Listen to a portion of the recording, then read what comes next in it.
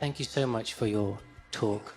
On a couple of occasions, you mentioned Judeo-Christian values during the talk, and in the recent question, you talked of the English common law, which sort of alludes to the divine. 1 in every 6 people in the world live in India today. India has a democratic, secular constitution, and yet the culture is Vedic, and caste is central to society.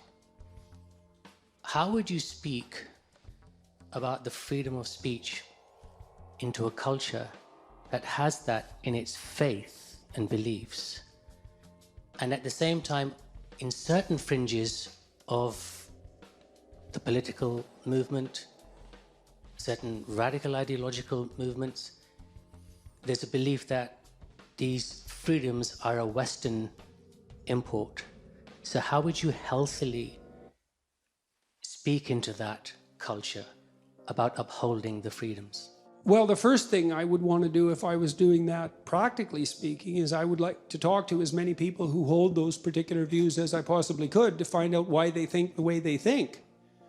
You know, when they say that it's a Western import, well, what do they mean? Because in some sense, it is a Western import. I mean, India has a body of laws that at least in part is derived from the English common law tradition. And so it was imposed upon or introduced into that culture. Now, it took to a large degree.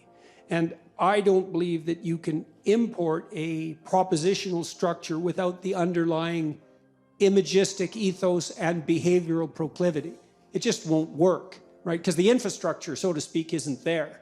And so the fact that it has worked, at least to some, well, I would say some remarkable degree, because India is really a remarkable success story, indicates that there is some correspondence between the English common law tradition, which emerged gradually and in some sense incrementally and organically out of the will of the English population, and it matches the same strivings and proclivities that you might find elsewhere. I would also say that the relatively radical comparative economic success of states settled by England in its history of colonization, let's say, also points to a decent fit between the English common law tradition and a whole variety of other cultures. Now, that doesn't mean the match is perfect. And so, to some degree, the argument is correct. It's imposed, at least as a set of propositions, but it's incorrect because I think it reflects something that's fundamental at the level we've been discussing today.